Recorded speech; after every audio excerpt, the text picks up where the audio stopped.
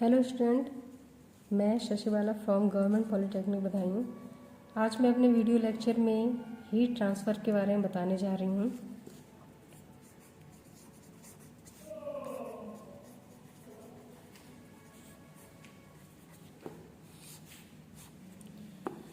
तो heat transfer, सबसे पहले हम बात करेंगे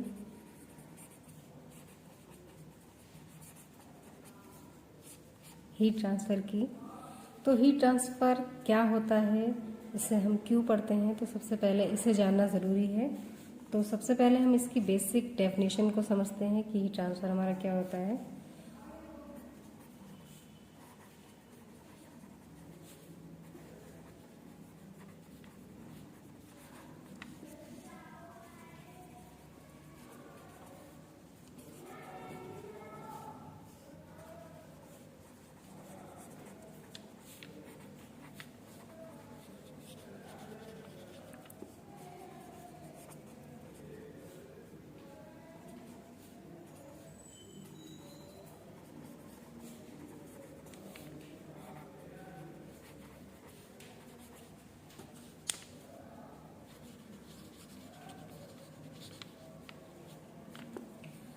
So heat transfer, it is the transmission of energy from one region to another region as a result of temperature gradient. Mean जो heat transfer में जो हमारी हीट एनर्जी होती है, heat is a form of energy.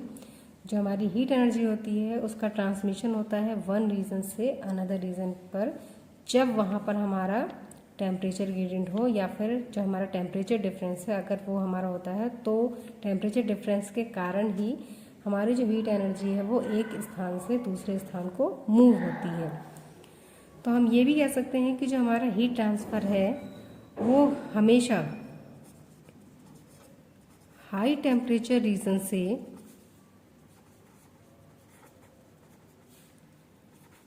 Low temperature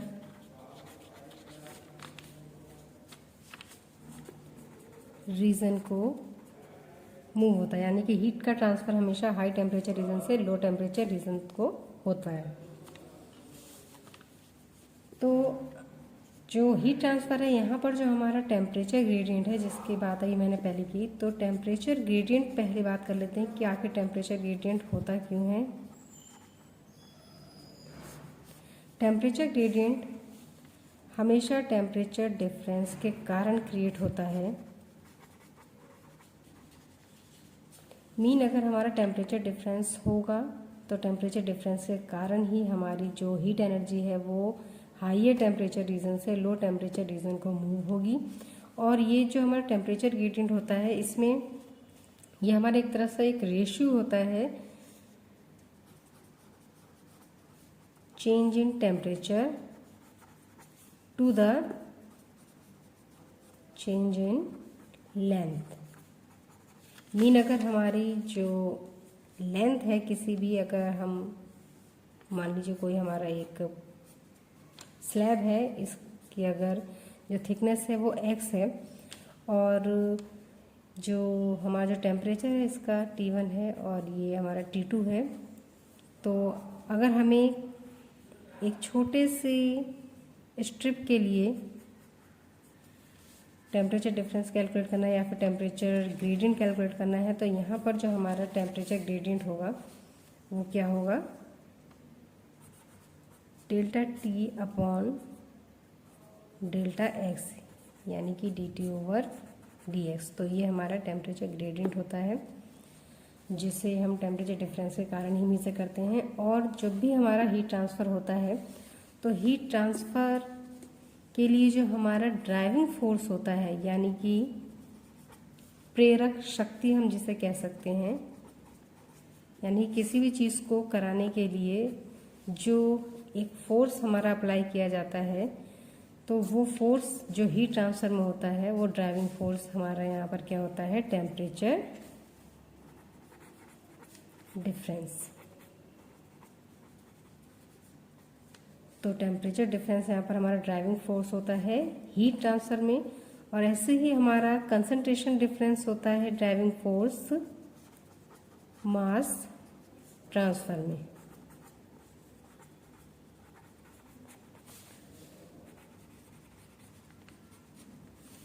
तो heat transfer में हमारा driving force क्या होता है, टेम्परेचर डिफरेंस। और मास ट्रांसफर की अगर हम बात करें तो जो हमारा ड्राइविंग फोर्स होता है वो क्या होता है, हमारा कंसंट्रेशन डिफरेंस। तो अगर हम एक समरी निकालें तो समरी में अभी हमने क्या देखा कि जो हमारा हीट ट्रांसफर है, it is a transmission of energy from one region to another region as a result of temperature gradient. और हमेशा जो हमारी हीट ट्रांसफ़र होगी वो हाई टेम्परेचर रीजन से लो टेम्परेचर रीजन को फ्लो होगी। और ये तभी हमारा पॉसिबल है, हीट ट्रांसफ़र तभी पॉसिबल है जब वहाँ पर टेम्परेचर डिफरेंस हो। और टेम्परेचर डिफरेंस के कारण हमारा टेम्परेचर ग्रेडियंट क्रिएट होता है। और यही टेम्परेचर ग्रेडियंट हमारा हीट ट्रांसफ़र प्रोसेस के लिए ड्राइविंग फोर्स का काम करता है, जिसके कारण हमारा हीट ट्रांसफ़र हो पाता है। तो अब नेक्स्ट हम जो बात करते हैं, जब भी हम हीट ट्रांसफ़र को पढ़ते हैं तो हीट ट्रांसफ़र और थर्मोडायनेमिक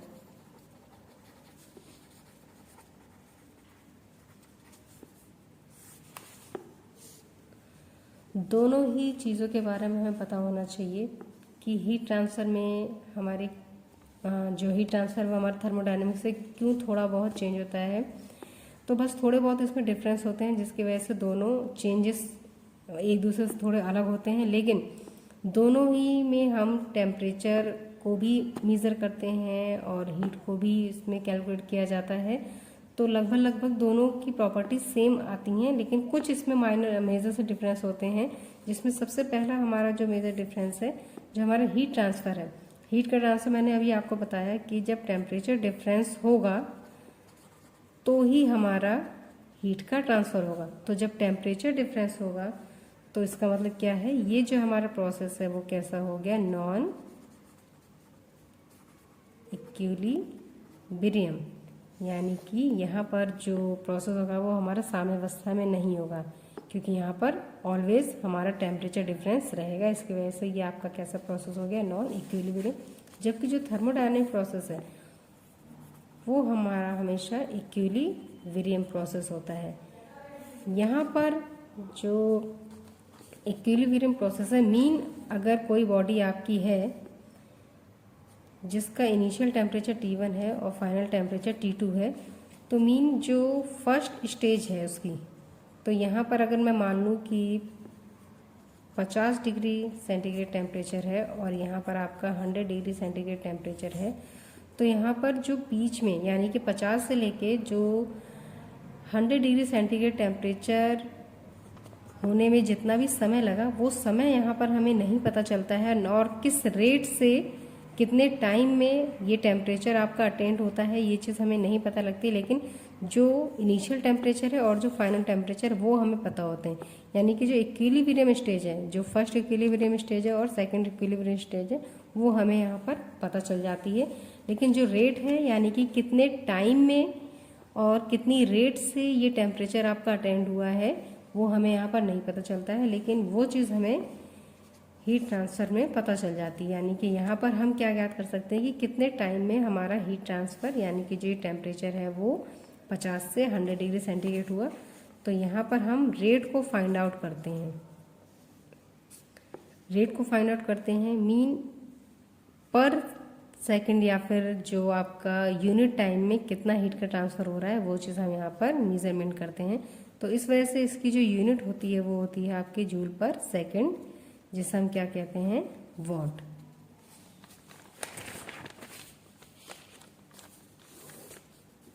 नेक्स्ट जो हमारा इसमें डिफरेंस है, हीट ट्रांसफर में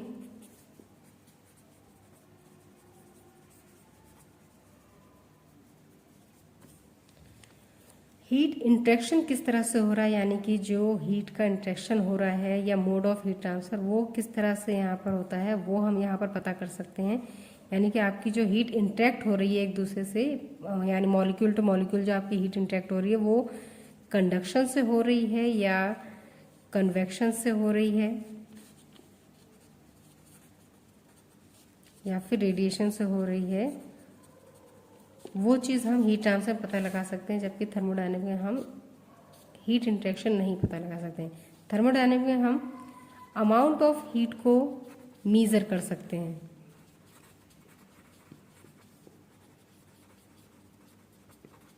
अमाउंट ऑफ हीट मेज़र कर सकते हैं, क्योंकि हमें यहाँ पर पता होता है कि जो फर्स्ट इक्विलिब्रियम स्टेज थी और जो सेकंड इक्विलिब्रियम स्टेज थी किसी भी ऑब्जेक्ट की, तो उस दौरान जो इनिशियल टेम्परेचर था और जो फाइनल टेम्परेचर था वो डिफरेंस हम कैलकुलेट कर सकते हैं।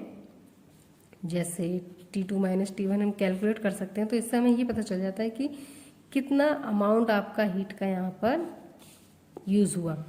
यानी कि अगर आपका, जैसे मैंने पहले आपको बताया था कि एक अगर आपका फाइनल जो है वो 100 पर है और जो इनिशियल है वो 50 पे है, तो यहाँ पर हमारे पास जो इन दोनों का डिफरेंस आएगा वो क्या आएगा, 50 डिग्री सेंटीग्रेड। तो हमें अमाउंट यहाँ पर थर्मोडायनेमिक में पता चल जाता है, जबकि हमें यहाँ पर अमाउंट नहीं पता चलता है। यहाँ पर हमें सिर्फ क्या पता चलता है, इसकी रेट पता चल जाती है।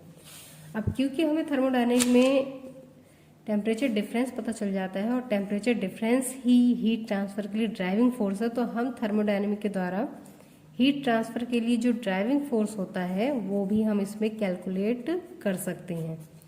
जबकि हीट ट्रांसफ़र में हम ड्राइविंग फोर्स को कैलकुलेट नहीं कर सकते हैं, क्योंकि ड्राइविंग फोर्स कैलकुलेट करने के लिए हमें क्या चाहिए, टेम्परेचर डिफरेंस चाहिए, जो टेम्परेचर डिफरेंस हम थर्मोडायनेमिक में ही कैलकुलेट करते हैं। इसके अलावा हीट ट्रांसफर में हम रेजिस्टेंस को मेज़र कर सकते हैं, क्योंकि यहाँ पर हम टाइम के अकॉर्डिंग रेट मेज़र करते हैं। तो कितने समय में आपकी हीट ट्रांसफ़र हो रही है, किस रेट से हीट ट्रांसफ़र हो रही है, और उसके बीच में जो भी आपके रेजिस्टेंस क्रिएट होंगे उससे हम यहाँ पर मेज़र कर सकते हैं। और यहाँ पर हम जो रेजिस्टेंस है उस मेज़र थर्मोडायनेमिक में नहीं कर सकते हैं। इसके अलावा जो हमारा हीट ट्रांसफ़र है, यहाँ पर हम, अभी मैंने आपको बताया कि हीट इंटरेक्शन के बारे में बताता है और ये आपको हीट इंटरेक्शन के बारे में नहीं बताता है। तो ये कुछ आपके डिफरेंस थे हीट ट्रांसफ़र और थर्मोडायनेमिक के बीच में। तो हीट ट्रांसफ़र को पढ़ने से पहले हीट ट्रांसफ़र और थर्मोडायनेमिक दोनों के बीच में डिफरेंस अच्छे से पता होना चाहिए, जिससे कि आगे सब्जेक्ट को जब पढ़ा जाए तो उसमें कोई भी प्रॉब्लम क्रिएट ना हो। तो ये सिर्फ एक बेसिक लेक्चर था। इसके बाद हीट ट्रांसफ़र को और अच्छे से आगे लेक्चर में यूनिट वाइज हम पढ़ेंगे। Thank you.